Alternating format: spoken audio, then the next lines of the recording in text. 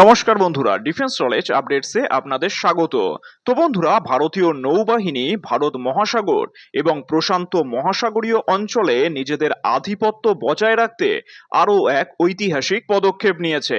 আসলে প্রতিরক্ষা মন্ত্রক এবং পুনের ভারত ফোর্জ লিমিটেডের মধ্যে 425 কোটি টাকার একটি মেগা চুক্তি স্বাক্ষরিত হয়েছে। আর এই চুক্তির মূল লক্ষ্য হলো ভারতীয় নৌবাহিনীর ফ্রন্টলাইন যুদ্ধজাহাজ অর্থাৎ কলকাতা ক্লাস ডেস্ট্রয়ারগুলোকে ভবিষ্যতের যুদ্ধের জন্য সম্পূর্ণ প্রস্তুত করা।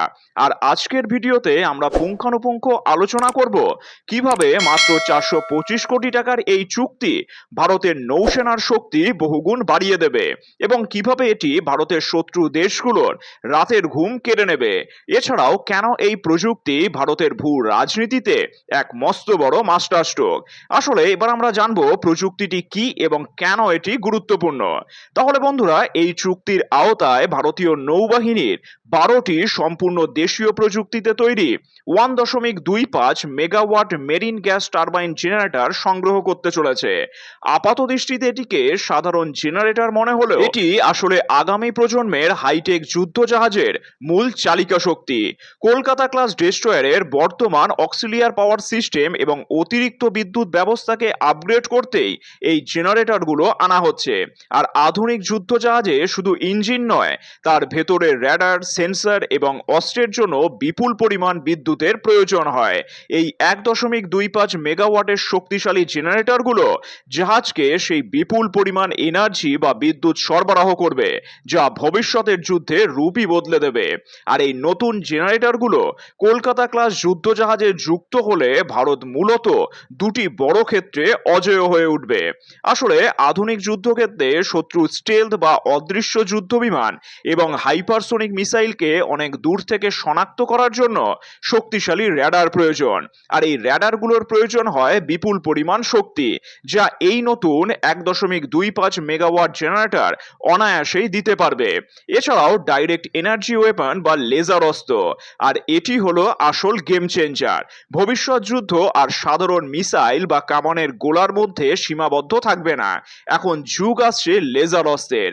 লেজার অস্ত্র দিয়ে শত্রু ড্রোন, মিসাইল বা যুদ্ধ জাহাজকে আলোর গতিতেই ধ্বংস করা সম্ভব হবে।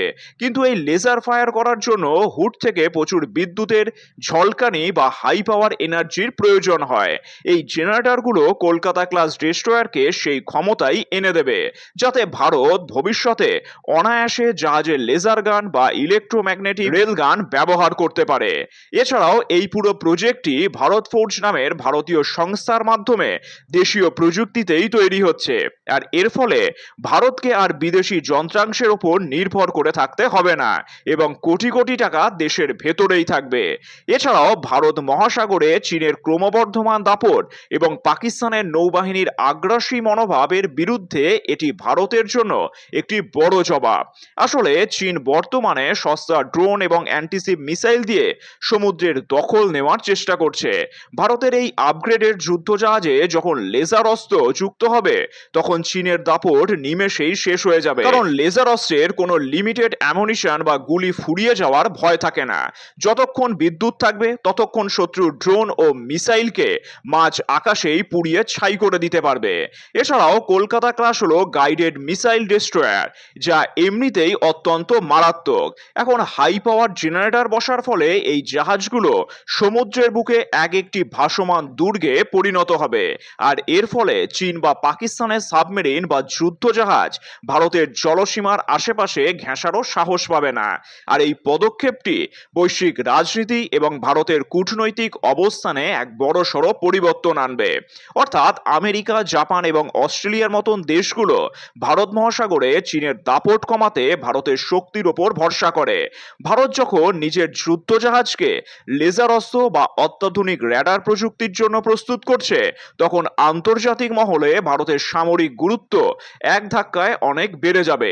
এছাড়াও ভারত যদি সফলভাবে এই 1.25 megawatt marine gas turbine generator তৈরি ও মোতায়েন করতে পারে, তবে ভবিষ্যতে ভারতের বন্ধু রাষ্ট্রগুলো যেমন ভিয়েতনাম, ফিলিপিন্স এবং আফ্রিকার দেশগুলো ভারতের থেকে এই প্রযুক্তি কিনতে চাইবে। আর এটি ভারতকে বিশ্বের বুকে একটি বড় প্রতিরক্ষা সরঞ্জাম রপ্তানিকারক দেশ হিসেবে প্রতিষ্ঠা করবে। আর অতীতে ভারতের প্রতিরক্ষা ক্ষেত্রে লাল ফিতের বাঁধন এবং ঢিমে তালের রাজনীতির কারণে অনেক প্রজেক্ট বছরের পর বছর ঝুলে থাকতো, যার ফলে শত্রু দেশগুলো এগিয়ে যাওয়ার সুযোগ পেত। কিন্তু বর্তমানের এই দ্রুত সিদ্ধান্ত এবং 425 কোটি টাকার সরাসরি দেশীয় চুক্তি প্রমাণ করে যে ভারত এখন আর আমলাতান্ত্রিক জটিলতায় সময় নষ্ট করতে রাজি নয়। সঠিক রাজনৈতিক সদিচ্ছা ও সামরিক দূরদর্শিতার ফলেই আজ ফ্রন্টলাইন নৌবহরকে ভবিষ্যতের যুদ্ধের জন্য সুরক্ষিত করা সম্ভব হচ্ছে। আর সমুদ্র যার দুনিয়া তার, এই নীতি মেনেই ভারত আজ নিজেকে সমুদ্রের রাজা হিসেবে গড়ে তুলতে চাইছে। পুনে ভিত্তিক ভারত ফোর্জের এই স্বদেশি জেনারেটর প্রযুক্তি শুধু কলকাতা ক্লাস জাহাজকেই শক্তিশালী করবে না, বরং ভারতীয় নৌসেনার আত্মবিশ্বাসকে এক নতুন উচ্চতায় নিয়ে যাবে। শত্রুপক্ষ যতই ষড়যন্ত্র করুক না কেন, প্রযুক্তির এই মহাবিস্ফোরণে ভারত যে অনেকখানি এগিয়ে গেল তা বলাই বাহুল্য। এই বিষয়ে আপনাদের কি মতামত? ভারতের এই লেজার অস্ত্র ও নেক্সট জেনারেশন রাডার প্রযুক্তি কি পাকিস্তান ও চীনকে ব্যাকফুটে ঠেলে দেবে? কমেন্টে আপনাদের মূল্যবান মতামত অবশ্যই জানান। আর ভিডিওটি ভালো লাগলে লাইক করুন, বন্ধুদের সাথে শেয়ার করুন এবং এই ধরনের আরো ডিফেন্সের খবর পেতে চ্যানেলটিকে অবশ্যই সাবস্ক্রাইব করে রাখবেন। ধন্যবাদ। জয় হিন্দ।